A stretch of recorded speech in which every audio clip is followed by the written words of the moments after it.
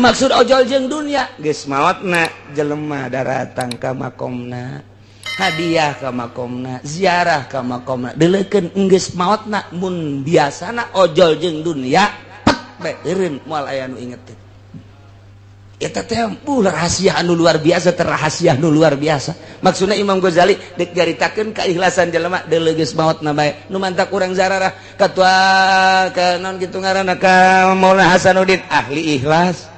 Urang ngajarahan ka Maulana Yusuf ahli ikhlas. Urang ngajarahan deui kitu ka mana kana Ki Ayasnawi ahli ikhlas. Asal ahli ikhlas jelema ku Allah digiring-giring ditaku saha eta zarah. Aya nu ngagiring-giring eueuh. Aya kiai maot teh henteu dijarahan ku muridna acan. Muridna ge santrina ge teu jarah-jarah acan. Sangheuk bawatna teu bisa dibobodo nurani mah. Kunaon eta baheulana jago mah ngajago ngajina hebat mah hebat ngajina cuman ojol jeung Assalamualaikum wa ati'ullah wa ati'ur rasul wahai mukminin sing narurut maraneh kabeh ka Gusti Allah Allah tegas ngainstruksikeun tadi titah ngajauhan mabok jeung judi kita ngajauhan ku Gusti Allah teh kana patung jeung azlam adu nasib teh ku Gusti Allah diinstruksikeun melalui wahyu ka Kangjeng Nabi urang Kangjeng Nabi Muhammad sallallahu alaihi wasallam sok Muhammad Rasul aing nyampaikeun ka sia intina titah nurut ka aing cak Allah wa ati'ullah wa ati'ur rasul tuturkeun rasul lantaran rasul mah ucapanana lainang di dirina la yantiku anil hawa in huwa illa wahyun yuha moal nyarita haram kecuali parentah aing moal nyarita wajib kecuali parentah aing moal nyaritakeun sunah kecuali parentahan aing dek nyampaikeun ka sia teh lantarannya ka sia ngan hese aing teh nyampaikeunana melalui saha ge kecuali melalui rasul diutus ku aing seorang rasul Muhammad ngaranna tuturkeun ku maneh anuti ku maneh perintah Allah awas terutama dina mabok jeung judi jeung patung jeung azlam nu opat teh tadi na ieu mah dijelaskeun wahdaru cek Gusti Allah hati-hati nurut maneh ka Gusti Allah nurut maneh ka parentahan Rasul Allah tapi wahdaru awas hati-hati kumaha hati-hati lamun maneh nurut salamet mun maneh teu nurut bahaya fa in tawallaitum maka lamun maneh mengo mun maneh ngabalieur lamun maneh teu nuturkeun ka perintah Allah teu nuturkeun teu ngajading kana ucapan Kangjeng Rasul perintah-perintah Kangjeng Rasul ku maneh teh dihirup fa'lam kanyahokeun ku anjeun annama ala rasulinal balagul mubin Rasul mati kasangkut paut eueuh deui nyana mah ngan sakadar nyampaikeun doang maneh nurut salamet maneh teu nurut bahaya Rasul mati aya naon-naon teu aya gantar kakaitan teu aya hubungan nyana mah ngan sakadar diberekannya bae ka umat nyampaikeun ti aing andai kata Rasul teh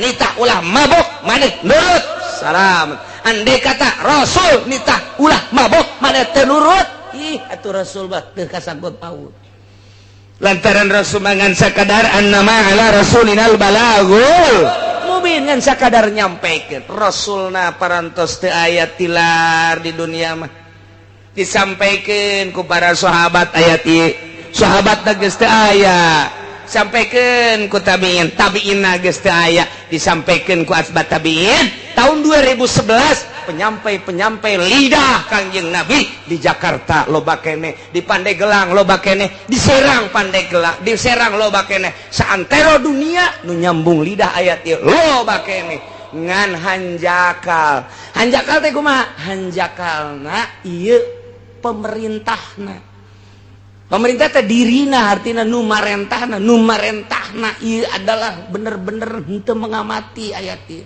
sehingga nyana teh ngajual ayat kumaha ngajual ayat teh dina zohir nama ngalarang nyana titah mabok di panggung sapeting bisa 2-3 panggung horeng jero nama ojol ayat eta teh jang meuli meo moal teurak kajen ku kumaha ge aya jelema nu mabok didakwahan ku kiai model kos kitu teuk ceuli datang ka teurak we moal teurak naon sababna lantaran ojol tah mah ojol ayat nyana ngaluarkeun ayat susuganan mancing lain mancing supaya menang hidayah tapi nyana mah mancing supaya dapurna ngebul mal beres nu mantak lantaran ojol deuleukeun geus maotna deuleukeun cek Imam Ghazali deuleukeun geus maotna we trek we kiai nu sok dakwah maot misalnya ieu maot aya eueuh nu zarah umat kadinya ternyata eueuh apakah teu wauheun wauh apakah teu akrab kunaon bung jarah pan nya baheula dakwah abi dakwah lagi dibayar ieu gua aing ojol namanya nama dakwah eueuh karasa tapi lamun nyana tilok ojol ku dunya maot masyaallah nyana pernah datang ka imah aing nasehatan dibere mah dibere tapi teu maksudna nyana itu maksudnya angan kos gitu cek pemuda teh masyaallah keur aya nya nama urang teh ku sasalaman ge kana sehatan ku neuleuna ge kana sehatan komo lamun geus ngajina kana sehatan emang teu maksud ojol jeung dunia geus maotna jelema daratang ka makomna hadiah ka makomna ziarah ka makomna deuleukeun geus maotna mun biasana ojol jeung dunia pek bae eureun moal aya nu inget teh eta teh rahasia anu luar biasa terahasia anu luar biasa maksudna Imam Ghazali dek garitakeun keikhlasan jelema deuleu geus maotna bae nu mantak urang zararah katua ka naon kitu ngaranna ka Maulana Hasanuddin ahli ikhlas urang ngajarahan ka Maulana Yusuf ahli ikhlas urang ngajarahan deui kitu ka mana ka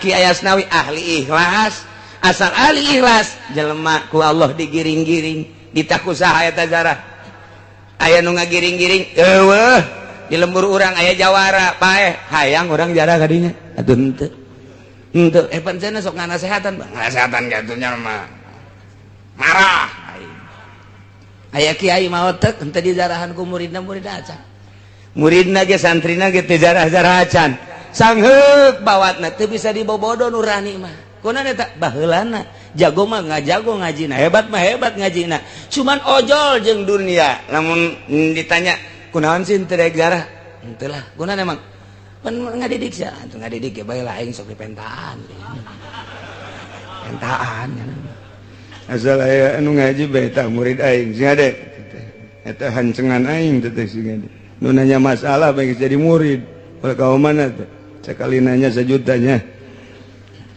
nyen pondok menta nyen majelis menta ojol teh kos kitu ngaran mal beres nyen kudu nyen majelis manyanana atuh aya masyarakat titah nyen majelis aya nyana meuli apansa eta goblok kiai di Singapura kos kitu eta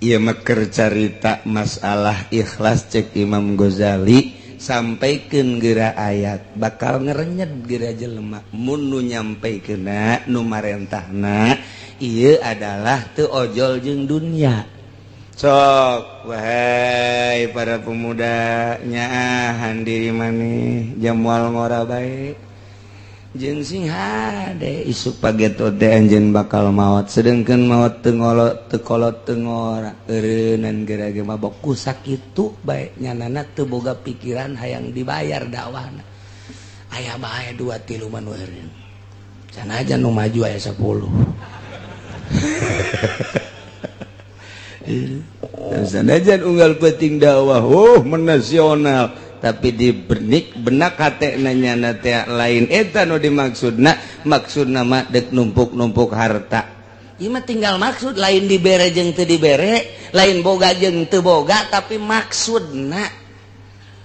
sing ada singkah arti menang nyokot ti mana eta Imam Ghazali menang nyokot tina innamal a'malu binniyat jelema mah kumaha niatna jelema ngariung teu niatna naon niatna teh deuk tahlilan nek syiar kemudian diberi berkatna satrek salah teka bawa teka jinjing gunya ada satrek berkatna atuh loba jasa masalah tetep bae syiar mah kuarimah jelema dek ngariung tapi nu dimaksud berkatna berkat mending mun satrek pugu cau deh mending mun cau nu beureu mah cau hansip rugi emang cau hansip aya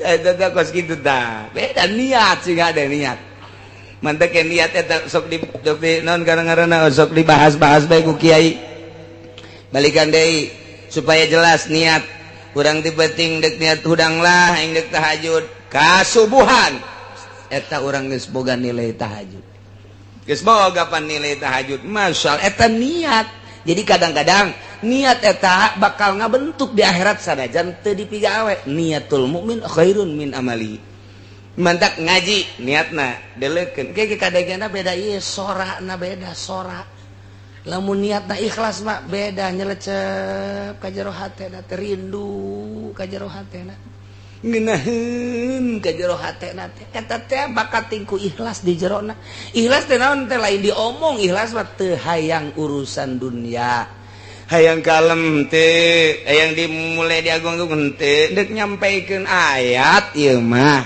supaya manusia bentak mata hatena itu maksud yang dibayar kebenaran diagung-agung aja dibayar dibere itu tapi urusan batur asal dirina nah iyalah nu hese teh berangkat awalna begitu ngalengkati mah dek naon maksudna dakwah dek naon maksudna ayeuna ieu mah dek dakwah bae ayo ngan eta teh sok ngomong-ngomong sabaraha jam ieu nya setengah jam bos setengah jam lamun naik kareta mau sedang ka mana ieu oh bayaranna ge gede cabok ya kos gitu mah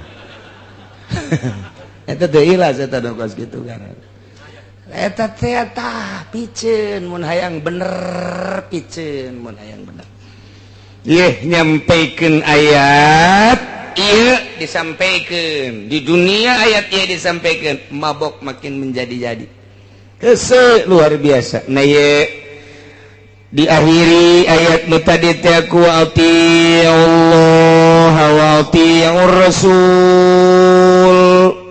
narurut marane kabeh ka Gusti Allah teh ngalarang melalui Kangjeng Rasul minum arak judi wa atiur rasul tuturkeun turut ku maneh Kangjeng Rasulullah wazaru jeung hati-hati kudu rempan maneh kana berbagai permaksiatan lantaran bakal ngejerumuskeun anjeun ulah-ulah di dunia komo di akhirat nama deui bakal sing jarungkel ka neraka jahanam lamun nurut atuh salamet lamun ngabalieur mengo fa in tawallaitu mani taat mun mane ngabalieur tina taat rasul mah rasul bae tapi teu didenge kiai mah kiai bae tapi teu didenge fa'lamu awas aya rambu-rambu hubungan naon Kangjeng Rasul mana ma'ala rasulinal balagul mubin Kangjeng Rasul mah hanya sekedar nyampaikeun doang atuh ari katarima salamet namun teu katarima atuh bahaya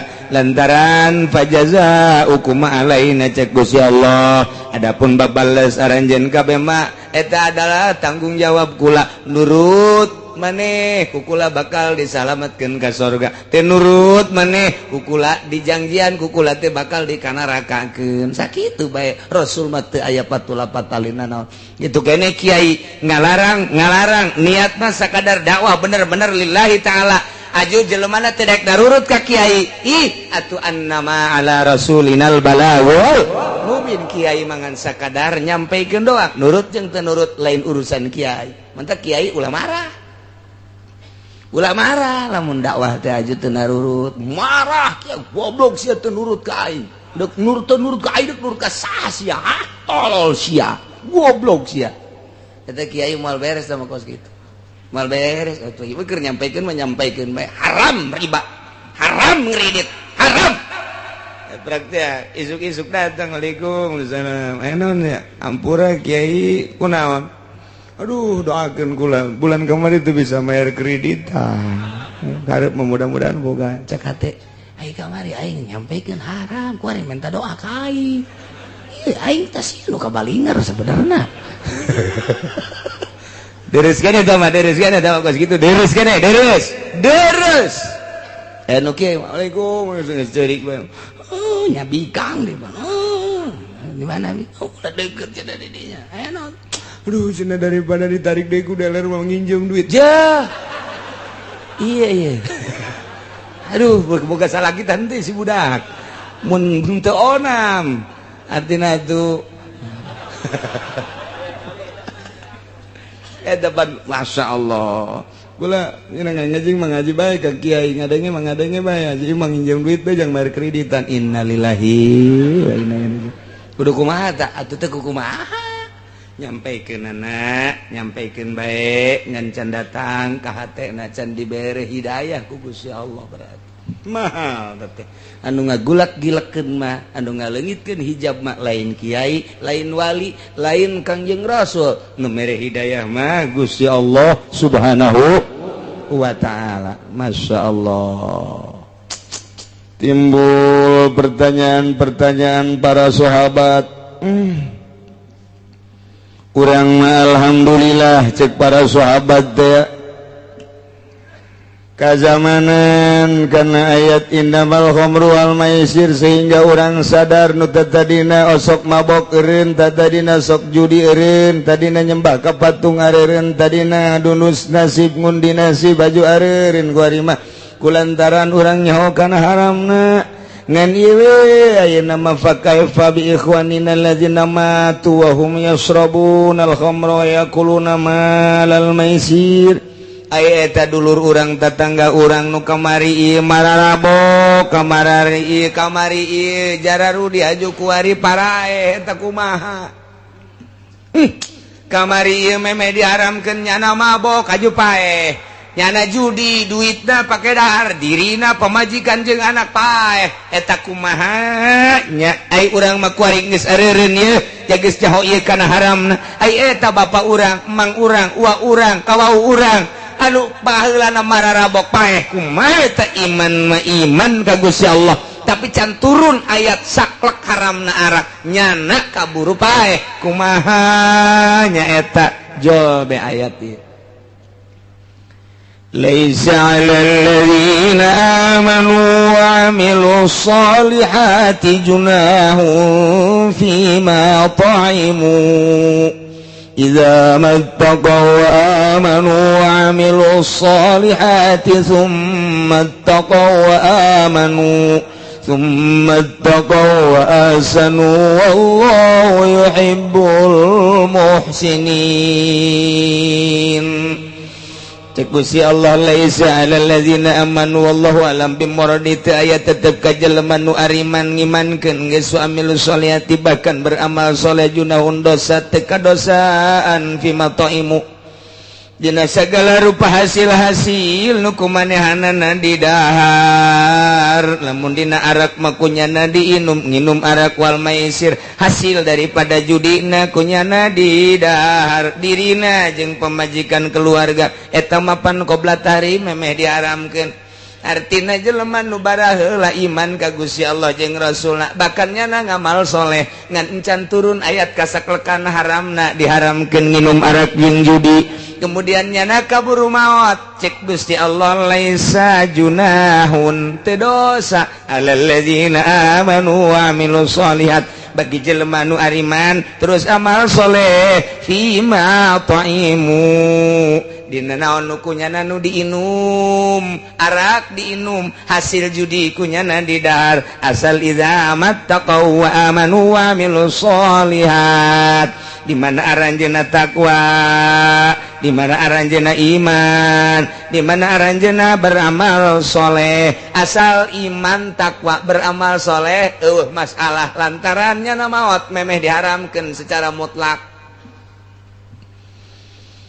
dikuatan deui ku Gusti Allah summa taqaw amanu inget yang penting mah takwa jeung iman modalna syaratna asal takwa jeung iman tambahan deui ku Gusti Allah summa taqaw wa ahsanu nu penting mah takwa jeung ihsan nu mantak aya 3 di dieu teh ittaqau teh loba amat aya rahasia henteu teh barang dibongkar ku ilmu bilagah mah nomor kahiji aya idza mattaqau wa amanu wa amilus solihat, nomor kedua sumattaqau wa amanu, nomor katilu sumattaqau wa ahsanu. Ayat 3 ittaqauna loba amat atuh cukup bae hiji ittaqau anu awal mah eta adalah jang pribadina, ittaqau nu kadua mah jang pribadi jeung halayak rame, ittaqau nu katilu mah jang dirina halayak rame jeung ngalaksanakeun ihsan. Nu mantap aya iman, aya Islam, aya ihsan,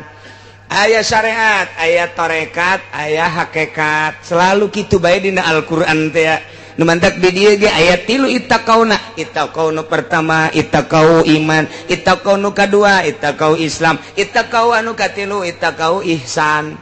Nu mantak ittaqau nu pertama ittaqau syariat, ittaqau nu kadua ittaqau tarekat, ittaqau nu katilu ittaqau hakikat. Mantak ge ieu aya ihsan, terakhir mah ihsan, hakikat ye summa taqaw wasanu. Ngan kabelah dieuna istimewa Gusti Allah. Wallahu yuhibbul muhsinin. Allahumma mika cinta jeung mika resepna teh ka jelema anu nyieun ihsan. Berarti anu ittaqau binafsihi masa kadar takwa jeung iman jang dirina masih diproses engke di akhiratna. Nomor kadua ittaqau anu kadua jang bigoirihi jang bisa merean ka batur nyaritakeun ka batur tapi dirina mancan ihsan masih diproses ku Gusti Allah. Anu henteu diproses mah anu meunang mika sedikit cinta Allah ia adalah jelema anu ittaqa amal soleh iman termasuk ihsan. Iyalah wallahu yuhibbul muhsinin. Nu kumaha ihsan? Ihsan anta budallah kana katarahu wa ilam takun tarahu kana hu yaraka. Maneh ibadah ka Allah seakan-akan neuleuh ka Gusti Allah, mun can bisa seakan-akan dideleukeun ku Gusti Allah.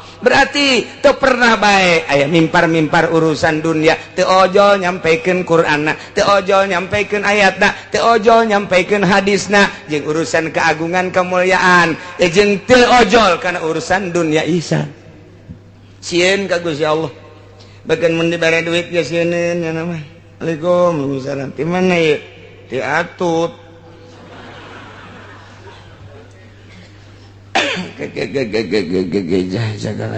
Ai butuh ieu ka duit teh. Ieu teh pan keheulanya halal apa haram. Kitu ahli Allah. Kela dieu kala. Sabaraha duit?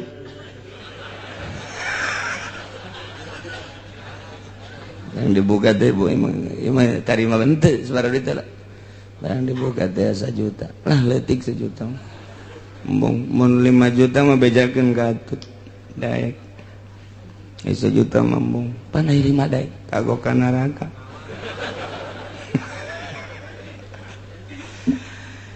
Aduh, neangan daftaran bae cenah daftaran eta naon kadang-kadang KTP. Maksudna dek di umroh-umrohkeun. Ya umroh jadi ganjaran apa henteu? Kunaon teu berpikir, Masya Allah. Ieu ayat lain lalagaan. Gusti Allah cukup bae ieu teh, make ittaqauna hiji bae. Cek ahli bilagah mun hiji ge cukup. Tapi make ayat 3na ieu teh lain lalawara. Ya Allah ya Rabbi. Maka idza mattaqaw wa amanu wa amilus solihat. Hiji mereka dua summat taqaw amanu dua mereka tilu summat taqaw ahsanu. Masya Allah 3 ittaqauna ge hati-hati sing rempan maneh awas hati-hati karena berbagai paharaman jeung permaksiatan. Imankeun ku anjeun beramal anjeun kana amal anu soleh hiji berarti syariat. Tambahan deui ku Gusti Allah summat taqaw amanu mentak ka dieuna ge make tafsiran Imam Jalal teh sabatu ana taqwa wal iman di jerona teh geus tetep takwa jeung iman ngan kuari ngalaksanakeun nya nante akana intisari takwa jeung iman tarekat ngaranna suluk disebut berangkat kuari mah lain sakadar iman tetapi nyana berangkat hati teh supaya benar-benar deket jeung Gusti Allah. Supaya datang ke mana ya? Supaya datang dirina teh ka Gusti Allah. Emang Gusti Allah bisa ditempuh jalan mana? Bisa henteu naik kareta. pisan teh naik kapal atau naik Apollo. Oh, otak nancan datang eta budak. Gusti Allah mah di mana-mana aya. Tapi lain berarti eta Gusti Allah. Kumaha tuh ngaji nu mantap ge. Jangan ngaji geus terus bae. Atuh otakna pendek jasa sia mah. Campur jeung naon? Wayah ngaji-ngaji wayah datang ka imam nonton TV melulu. HP bae meuli nu anyar deui. Oh, budak. Trizi HP nage geus. Mending mun ngarakeun aki-aki geus bau kuburan. Mamawa HP keneh bae. Ya Allah, ya Rabbi, tak aki-aki buang ka warah jas.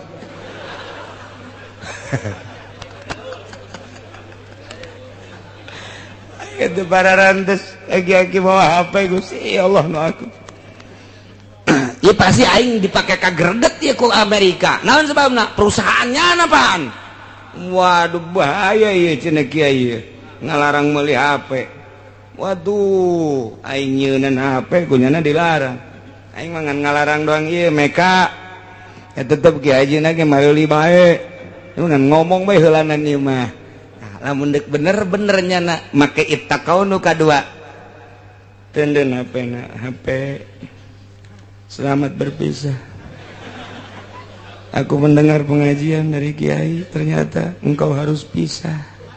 Dengan berat hati aku terpisah denganmu, tetapi demi menuju Gusti waduh engkau akan aku tinggalkan. Tapi ai dijual mau moal si HP besi aing hayang deui setengah hate teh jelema teh.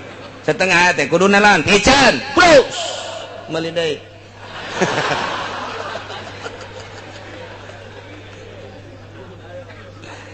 Lain lalagaan ibadah teh nu mantak urang eueuh ngeunah kumaha ilmu fatul muin mah aya, ilmu jamul jawame mah aya, ilmu tafsir mah aya. Kok eueuh ngerenyet cenah ibadah eueuh ngeunah asal eueuh ngeunah bae ge kadeuleu jelema mah sinarna eueuh. Emang kumaha gitu? Lamun aya jelema nikmat ibadah ngan nyaritakeun nikmat ibadah mah teh mah geus rahasia bae hese nyaritakeunana ngan beda engke sinarna. Boro-boro ndek nanaon tah pepegatan jeung HP bae ge sakitu hese. Aing mah geus kolot umur 60 tahun ku batur di ustad-ustad jeung di kiai-kiai. Lah HP aing isin aing geus aing ngomong alay. Ku ari mah HP teu boga nonton TV bae. Atuh ieu bagi berat penyakit. Bagi ti parah ieu mah impus ieu mah kiai kos kieu mah. Geus teh TV geus sia mangpaat aing neuleuan sia bae ti baheula teh ngan saukur berita bae paling ge anu-anu lah. Film nyanyi geus teh hayang aing mah geus tah dua tang. Coba ge dua bae HP jeung TV.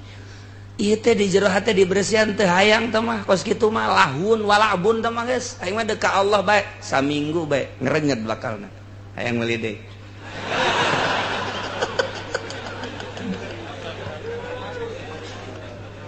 Aduh menang saminggu dari cokot deui HP. Tidak kuat aku berpisah denganmu, jaringanku kurang sehingga undangan ngeriung kok enggak ada.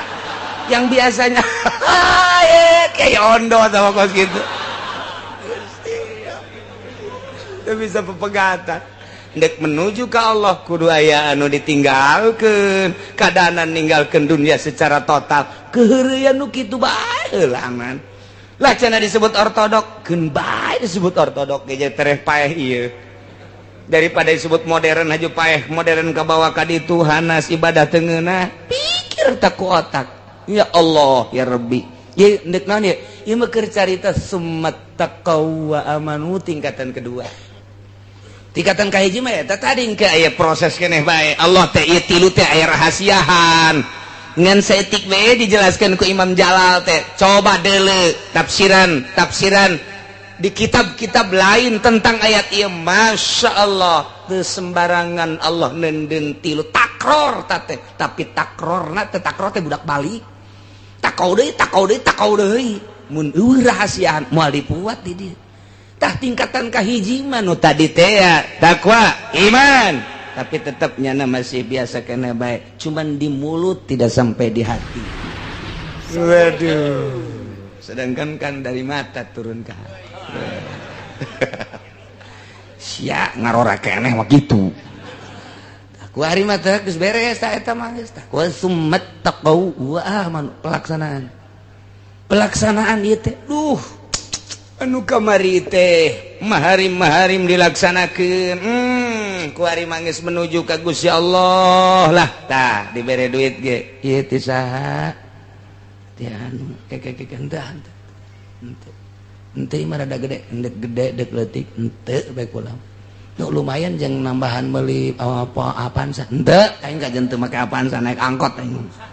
Geus henteu bae, cek aing henteu bawa, bawa ka ditu. Sugan hayang ditamban teh hayang. Soalli atutna kawin jeung aing. Sarekadan sakit atuh. Misalna lain ti atut bae sarua ti wahidin ge. Ulah. Urang pilih sesuai jeung nurani. Abeh urang di dunia beres di akhirat henteu dicarekan ku Gusti Allah. Ieu mah jang santri, bejang santri. Aya nu lain santri mah teu nyaho nu hukum. Aya jang kiai atuh mimba bi komo. Santri mah pan nyaho, ieu duit nu kos kitu teh beres. Peureum manta kunaon? Peureum sakedeung deui 2 bulan deui. Peureum. Iya berem sabelah mata mangintip ngaranna. Aya nu kieu bae cenah aya di ditu. Cenah aing kiai. Ku batur mah aing di ustad. Aya nu pae ngundang ka aing, ngariung ka aing, muludan ge aing kaundang. Tapi ieu aing can diambeun meureun nya. Jen can ti kulon can aya, ti wetan can aya. Aing mah meureun kunya lain pajar jelema kadal meureun. Dek ngeunaheun kumaha ibadah. Ikeur carita summat taqau. Panyakit eta teh kos kitu teh. Geus HP panyakit, TV panyakit, jaringan-jaringan panyakit, duit nu teu pararuguh panyakit. Lepaskeun geura eta sok kudang peuting. Usolli Allahu akbar. Maaf, engke bakal kabayang guru ikhlas urang. Bakal Allah mere kos kitu heula. Tek bae kiai anu mah meureun ngeunaheun son aya engke di jero hate Allah tambah ikhlas. Eta teh dorongan moral anu ku Gusti Allah ditambahan ka hate urang. Naek urang tek komo wali meureun Allahu akbar. Lain ngahayal, aya ngahayal mah bahaya. Tak mereka ditu Kangjeng Nabi mah di Guha Hiro sorangan meureun ku nikmat-nikmatna teh ibadah Allahu akbar geus ngeunaheun ibadah moal bisa lamun aya hahalang Allahu akbar kamari 500 lamun ka panggiriasana 1 juta ya iraha ya undangan deui nya hayalanna kos kitu beda ieu mah kula mah alal haq bae beda ke pemikiran beda. Allahu akbar. HP nu eta kekerbek anu anyar sabaraha duitnya buatan Cina sih sabaranya cak batur bagus tapi teu rusak kajeun lah isuk bae gitu. Moal beres cak aing moal komo anu ngahape Allahu akbar ting tong saha eta iya kana budu aya ting tong wa iya kana saya urang gitu salat tetep celi datang ka ikhlas bae ge ieu keur carita urang lalagaan beda engke jeung beat mah dina tarekat lain deui doktrin ieu mah keur carita dilalagaankeun bae pikir ku urang moal bisa kajen ku kumaha ge mentak aya jelema norekat boga HP pabatola tariqatuhu batal kajen teh zikir 9.000 ti peuting boga HP batal cak aing batal deuleu persyaratanana cenah saya kitu wah di tarekat hebat batal. Ya mah teh saha-saha cenah nya mah udang-udangna ge gede geus muka sapah. Oh, bohong. Deuleu syarat aya 40 persyaratan. Masyaallah. Lain haram. Haram mah henteu HP ba. TV teu haram zatiahna, jatuh najis teu naon teh mah kos kitu mah. Tapi bagi nu norekat teu meunang. Henteu meunang badak amun aya kiai hebat sorbanna ge ngangsar ka handap. Tapi make kene HP geus ieu mah syariat kene ieu mah bangsa nu pidatona hayang duit ieu mah nu gos kieu mah. Geus kabaca ieu mah kabaca. Nah, ieu keur carita nomor kedua summat taqwa aman lain lalagaan.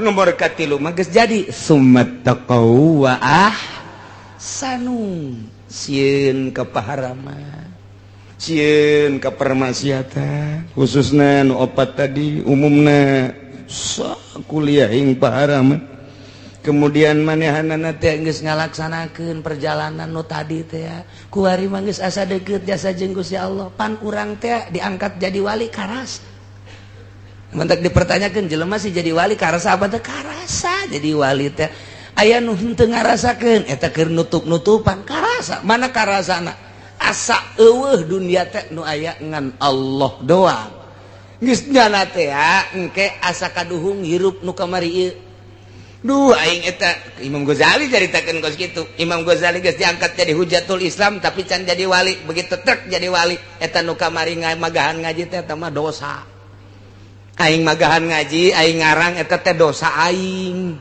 dosanya na kos kitu teh eta ngarasa dosa sebab orang teu ngeunah tama ibadah kos ketika nangina ieu we ibadah nu bener mah ieu cekena tuh ya Allah ku ngeunaheun ibadah teh geus teu boga pikiran naon iyalah summat taqaw wa ahsanu sedengkeun ka dieuna Gusti Allah wallahu yuhibbul sinin lain letik-letik ayat ieu teh mantap ge masyaallah hiji ku Gusti Allah dihampura dosa-dosa jelema anu baheula nginum arak aju ngimankeun jeung amal soleh lantaran nyana nginumna teh meme diharamkeun secara mutlak kakarak aba-aba doang aju kaburu maut kitu keneh nyana barang dahar tina hasil judi eta ge sami bae dihampura lantaran can turun ayat secara mutlak berarti luar biasa Gusti Allah mah ari encan datang ayat mah tetep bae dihampura kos urang ibadah aju teu nyaho dihampura bae mantak ibadah mah makin bodoh makin gampang jih atau makin gampang urang dek ka Mekah kemudian aya nama toab sedangkeun lamun toab teh kapan kudu boga wudu ja toab ka salat sedangkeun kuari hese ngaraksana lantaran atupan jelema teh ribuan urang kakarak teh salengka geus aya jelema urang takroni nya hideung antal jeung urang mending mun putih mah nya hideung nya batal pan gereget teh urang kitu mah urang kalau kurang India atau Pakistan tapi nu geulisna bagon nu teu geulisna mah makanya kertoab sih ditakeun geulis andai kata aja sia mapan kitu bae pikiran teh batal kumaha atuh ji atuh taklid ke mazhab Hanafi mantak naon ja mazhab Hanafi mah teu batal mun antel kulit jeung awewe aja taklidna di mana ieu ti wuduna keneh apa ti toapna tergantung jelemana lamun santri ustad kiai taklidna ieu adalah ti wuduna lamun jelema teu mondok kuari ka Mekah titah taklid ti wuduna ge teu bisaeun bingung nya geus begitu wudu sampai engke bae tah dina toapna abdi taklid ka mazhab Hanafi nu cek mazhab Hanafi mah antel kulit awewe jeung lalaki teu batal geus bae wuduna sampai tapi nyana toapna toap make Hanafi jang nu bodoh mah atuh sanajan didedet-dedet ke emang bodoh entar cek Kangjeng Nabi al-amila madhabalah nu bodoh mah teu bogaeun madhab sebenarnya mah geus asal salat bae habek geus lah mentak beuki bodoh beuki babari ko solusia geus gitu keur carita ulah ngahesekeun ka nu bodoh mah iya tuh nu bodoh dihesekeun memaldekeun salat aya nini baheula ka abah cenah kula ieu kiai di ka Mekah ayo atuh jai mah ka Mekah teu bisa babacaan teu kudu babacaan nih nu bisa bae naon nu bisa mah jakul ge balelol teh nya teh zaman baheula ieu aja kula mah cenah maca kulu ge ulah maca kulu sa sholawat bae jeung maca sholawat ge teu kudu babacaan babari meunang kiai teu kudu babacaan teu kudu eta cerita tangga mah babacaan wah temen bodoh nyana asa pinter bantah aja nyana dakwah di ditu cok kidamiati ge itu menang babacaan ngunaheun ja ka kidamiati mah aing ngaji manasik gitu mah hese jasa ja ka kidamiati mah teu kudu babacaan sakiana ge ngunaheun hebat bantah atuh tita babacaan kumaha boro-boro doa manasik kulhu ge balelol aduh ulah ka Mekah burung atuh jangsanyanaeun mah asal ka ditu bae muter milu muter saing milu saing guys kucing-kucingan los untuk abah-abah babari bae masyaallah ngeunaheun sarua jeung Ki Bustomi mun nanya masalah teh babari bae teh Ki Bustomi ge Assalamualaikum warahmatullahi wabarakatuh ka Mekah cenah kula jadi teu bisa doana kulo bae kulo cek Ki Bustomi teh tohap kulo aya saing kulo deui ya kuluna sabaraha sadekna sia dia sadekna sabaraha tumun 10 we 5 habak cek sarua ta abong saguru berendanan di dia jeung Ki Bustomi teh saguru di Ki Prawira atuh kitu bae babari nu mentek ngeunaheun ka Ki Bustomi mah heuy cenah 5 bae kulhuna ge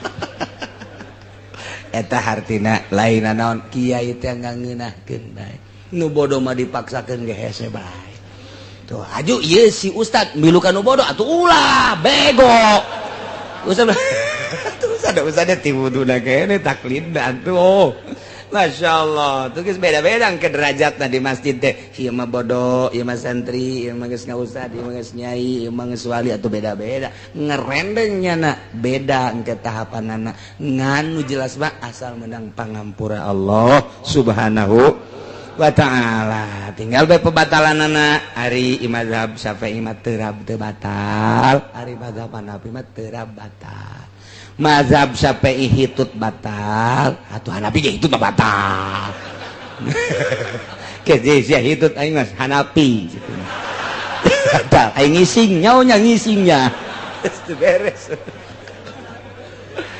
Oh, kemudian kita jong keluar getih mimisan batal cek Hanafi cek Syafi'i mah teu babari geus antal doang teh jauh urang keluar getih jacarang jaterab atuh jacarang keluar getih carang geus eta bae tah ka madzhab Hanafi jadi teu meunang hiji naon kitu ngaranna hiji pagawean ku dua mazhab tah eta doang nu teu meunang talpek ngaranna hiji pagawean dua mazhab teu meunang mun hiji pagawean kudu samazhab bae urang pagawean wudu samazhab pagawean toab samazhab teu meunang wudu nya Syafi'i nya Hanafi teu meunang atuh toab nya Syafi'i nya Hanafi teu meunang hiji pagawean dua mazhab teu meunang nu bagusna mah ti wuduna kene wuduna Hanafi tawafna Hanafi ke ka salatna ge terus gitu Hanafi saharita mah ajeuna salat mah henteu mangga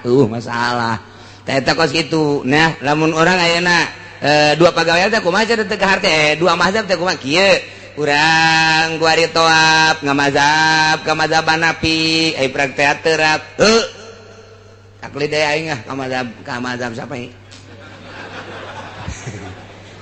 Jadi berarti ya mah taklid ba'da kejadian tuh bae ngeunahna lah cek urang lembur mah sabada kejadian taklid okos kieu tadi da urang kudu Syafi'i aju tawaf bae Syafi'i kene barang antel ji antel Hanafi mah henteu taklid harita jadi sabada jadi karak taklid teu naon jang nu bodoh nu mantak beuki bodoh beuki babari ibadah mah nu mantak urangnya hadena bodoh alhamdulillahirabbil taklid aing ka Hanafi begitu geus taklid dia ka Hanafi ye geus taklid dia ka Hanafi ye urang tawaf antal jeung awewe teu batal jeung aing mah Hanafi antal deui teu batal malah mah Noel nya teu batal abang teu batal Noel gelut sia di ditu mulai keur carita doang teu batal terap baca Hanafi batal kan aing ka Syafi'i Syafi'i baca teh batal balik aing ka Syafi'i cenah ge urang taklid sabada kajadian teu naon Syafi'i geus aing lah pokona mah geus Syafi'i ieu tak wari ieu mah keur carita heulanan keur carita antal je jeung Hanafi jeung awewe Hanafi ieu mah budak batal-batalna batal-batal modar bereuni mah keur carita talpek hiji pagawean teu meunang dua mazhab mun geus samazhab samazhab bae ketika nyana di mazhab eta batal atuh geus bubar masyaallah wallahu yuhibbul muhsinin mudah-mudahan urang kabehan diraksa ku Gusti Allah dibere daek takwa ku Gusti Allah dibere sabar ku Gusti Allah diberi ihsan ku Gusti Allah sehingga orang bisa benar-benar ibadah ka Gusti Allah hingga akhir hayat orang husnul khotimah bisa ngucapkan kalimatun thayyibah di akhirat aya di bawah bendera Kangjeng Nabi urang Kangjeng Nabi Muhammad sallallahu alaihi wasallam wallahu a'lam. A'udzu billahi minasy syaithanir rajim. Bismillahirrahmanirrahim.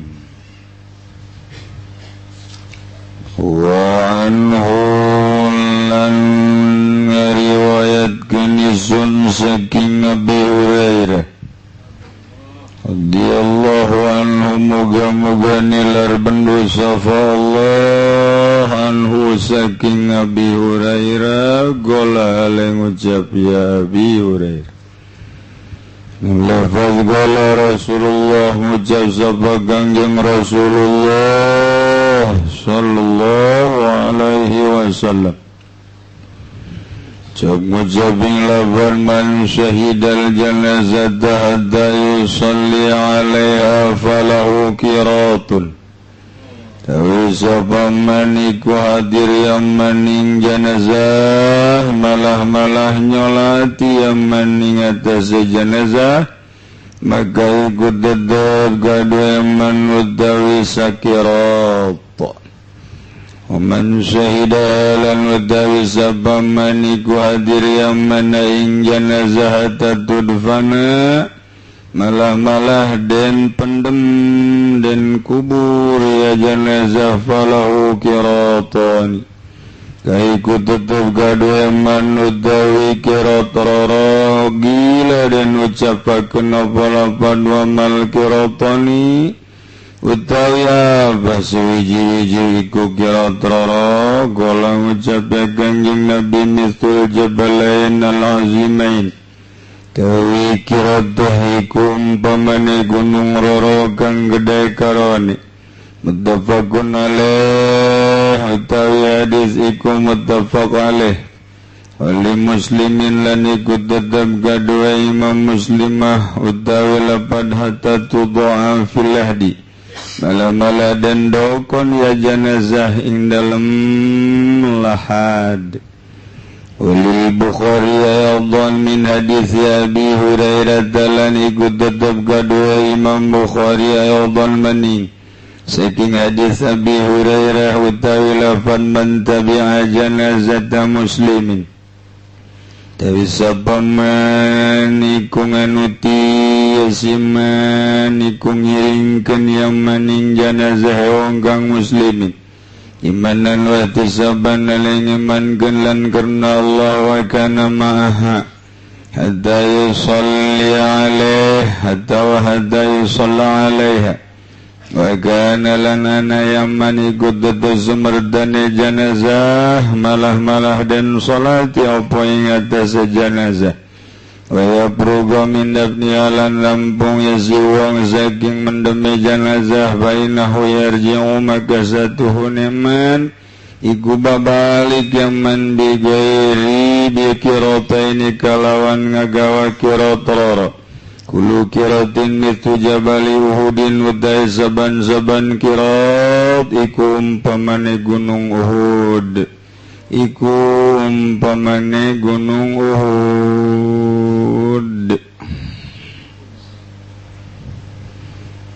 Orang masuk ngahadiran janazah sok nyalatin sok ngiringkeun ke kubur sugan orang mah ganjarana sepele orang gede ganjarana orang manuka deuleu teh sholawatna bae lumayan ye lamun terus ka kuburan mah sana sholawatna rada gede aju maca Quran satamatan ayat 3 sholawat teh sholawat nyalatin, sholawat nguburkan, sholawat baca Quran. Kublon-blon teh nya pikiran teh dasar ke Golkar Ikana sholawat mendawa sholawatan manu susah tilok nyalatin digegeroge kiai kamana teruskeun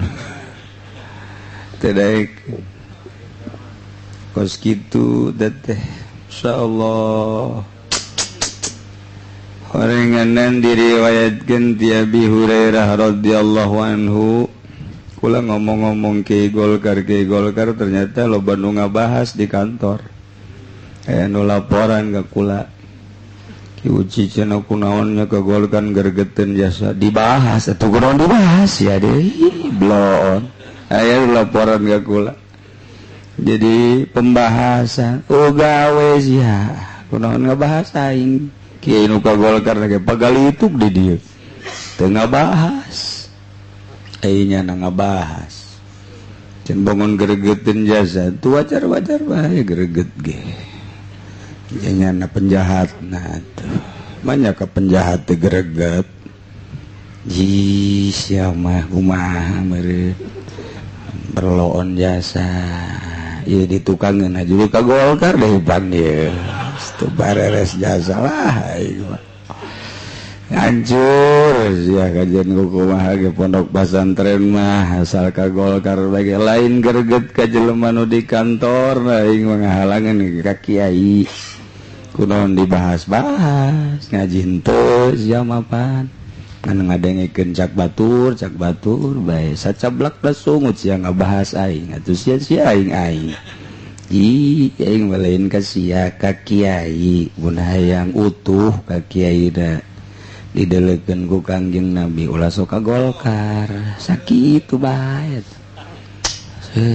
macem-macem jasa cenah ieu mah ngadukung orang Golkar doang atuh Alhadin sawa tah mah tuh sawaan kanu asawaun kana asupan wa garo asupin aduh ajeuna ieu mah nyebarkeun kalender doang waduh jero tah mah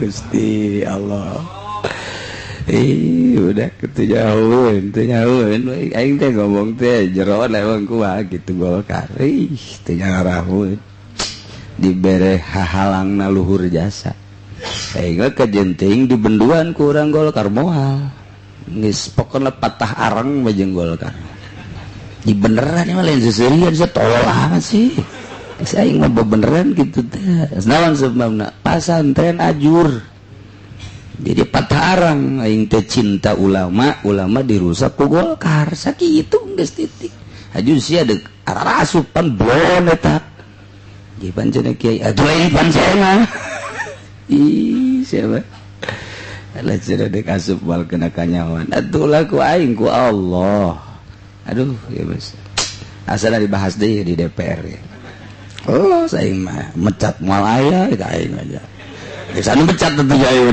dituntun teh aduh moal dipecat aing ngomong ku kumaha geus anu mecat atuh cenah moal geus moal dibere teu hayang teuing dibere ge teu hayang boro-boro ka karak endeup geus ge teu hayang sugihan aing jeung nya mah sugih nya mah naek kijang aing mah naek Lexus ieu sanajan lain aing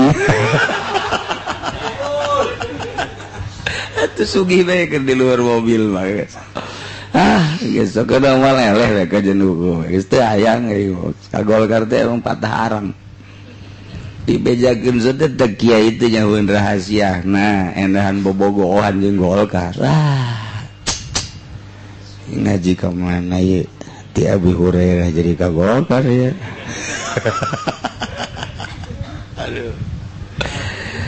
aduh terapi berojak jelema mah ka Golkar mambung aya duit mah teu masalah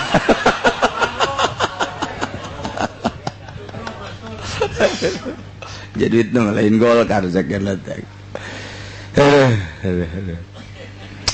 orang Golkar adempungeun ngaji ka dikajet teh aing Golkar dek ngaji sia dek henteu lolos we pokona aing mah cenah geus pepegatan we jeung ku Uci lolos pokona dek pepegatan ge aing mah lolos asal ulah jeung Allah bae sakitu rusak sia asup ka Golkar pondok bagus ku bagusna engke jadi peternakan ayam sia ka jeung hukum ngancam baja di Pandeglang, di Serang, di Tangerang, Garut, Bandung, Tasikmalaya, Ciamis, sapang dulu mata kasat aing masuk ke Golkar mah ajur inting-intingan luhur ilmu nama di Cisokala luhur ilmu nama atau alal ajur inting-intingan di Serang tuh kudu disebut ajur Pandeglang beuh guru urang sarerea muridam balayah di Tangerang inting-intingan Garut inting-intingan jusia endek leuwih inting-intingan ih bagus aja gede hulu nasib ka Golkar mah heran kopean aja jadi ngagedean tadi nomor 7 haju nomor sabaraha kelapun abi project gede hulu nata aduh aing sekalian dibahas guys ayo orang kantor ngebahas aing oh susia bahas emang aing bakal aing mecat jamoa paes ya mau disolatin saya ku aing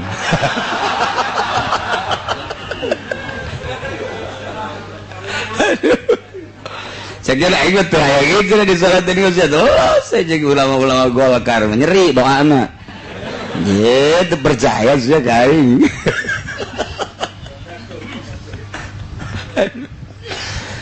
lain gitu sebenarnya mah dedeh punya orang babarengan nu enggeus manggeus tobatan uncan ulah kecuali merena gede ulah teu bendun teu naon janu asup ka Golkar teh kawauh malulu tatangga malah mah atuh aya nu akrab jasa atuh malah mah aya anu ustad atuh masalah ieu mah keur carita ngahalangan supaya ulah kiai mah aya nu darieu ditu atuh teu bendut teh emang nyana parantina ngahalangan ge kiai ulah asup ka Golkar ulah ngadukung Golkar buktina kos kitu teu bendut teh naon kanu geus di Golkar mah nyana kasok ka dieu nanyakeun masalah ngobrol tatangga urang dulur urang atuh masalah ulah ge ka kiai jadi ulah salah persepsi Golkar tetep kudu aya tadi kudu-kudu ge emang aya bae geus bersemi kembali Golkar mah masalah nu lain kiai mah dek asup Golkar ge lolos lu masalah teh mah sekalian ka neraka gitu maksudna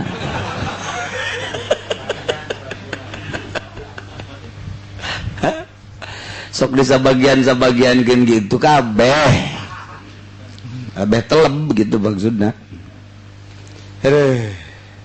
ngap jasa ya orang pesantren salap bangis ku ieu ku itu waduh kuarite guys kunaon atuh ulama lain ngibarkeun bendera ulama ngibarkeun bendera Amerika heran ngibarkeun bendera Yahudi menjadi corong Amerika corong Yahudi atuh ulama mengibarkan bendera ulama geus anu didongengkeun ku urang ulama-ulama atuh ai kiai mah kunaon kiai ngadongengkeun Yahudi ngadongengkeun Amerika favoritna dongengkeun ulama kaapikan ulama kazuhudan ulama kakonaahan ulama minimal urang nyaho aju nyontok lamun teu bisa ulah ngomongkeun ke kiai oh aing mah teu bisa lah geus kieu ayana tah eta hebat tah geus mun orang kiai asup ka Golkar lah aing mancan bisa geus kajian nyana manyana aing mah aing emang kunaon kitu teu bisa aing butuh meuli ban mobil butuh meuli mio hayang sekupi atuh geus sakitu kituna geus aing mah lain naon can kuat geus tah berarti sadar jana Nabi Hurairah jadi kading mana ya Abi Hurairah ya cik Abi Hurairah itu maka dibahas di kantor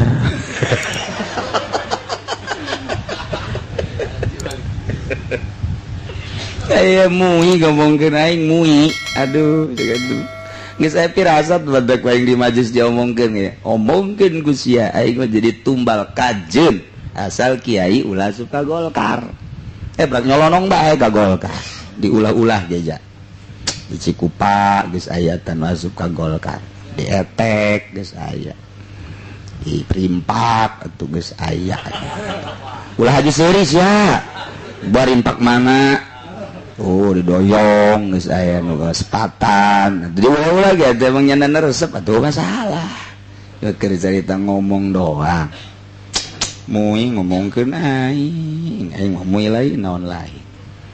Aing mah jangan dukung ka mui teh asal nu bener. Kunaon dibahasnya herannya. An Nabi Hurairah ta. Ih make dibahas.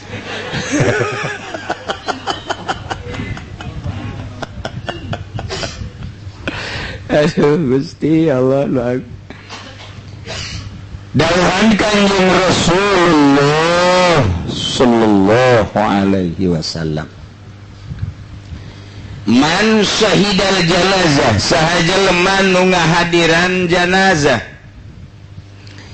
sehingga disolatin lamun yusoleh atawa nyana miluh nyolatin hadir ka janazah hajo nyalaten tas nyalaten balik boga ganjarana sakirot. Masya Allah, lamun jelema hadiran janazah nyalaten terus datang ka ngubur falahu kirotoni, dibere ganjarana 2 kirot. Jadi Kanjeng Nabi ngabahasakeun anak kirot. Sahabat katanya aya nu naros wa mal kirotoni, Gusti Rasul nyaritakeun kirot aya sakirot na sabaraha, aya 2 kirot sabaraha. Cek Kanjeng Nabi mithlu jabalain al-azimain, bari neuleuh Kanjeng Rasul ka gunung.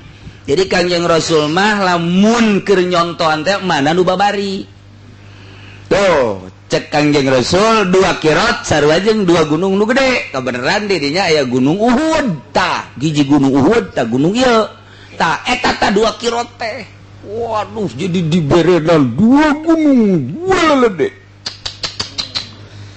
Malah mah Imam Muslim ngajelaskeun hatta tudaa pilah dihingga diteudeun janazah tina liang lahat, tah geus menang 2 kirot.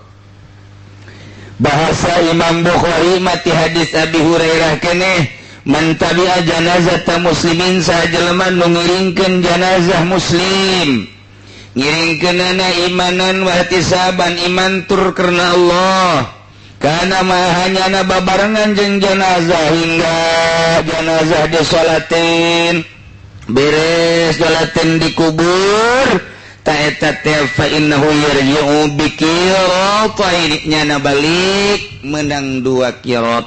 Ai sakirotna kullu qiratin mislu jabali Uhudin, sakirotna sarua jeung sagede gunung Uhud. Ya urang nyala tendang sagede gunung Uhud. Urang 2 kali nyalaten nya ngubur 2 kali gunung. Masya Allah, wah jasa. Jadi gede ganjaranana mun sampekeun urang nyalaten aju ngubur. Al-manal ijmali wallahu a'lam.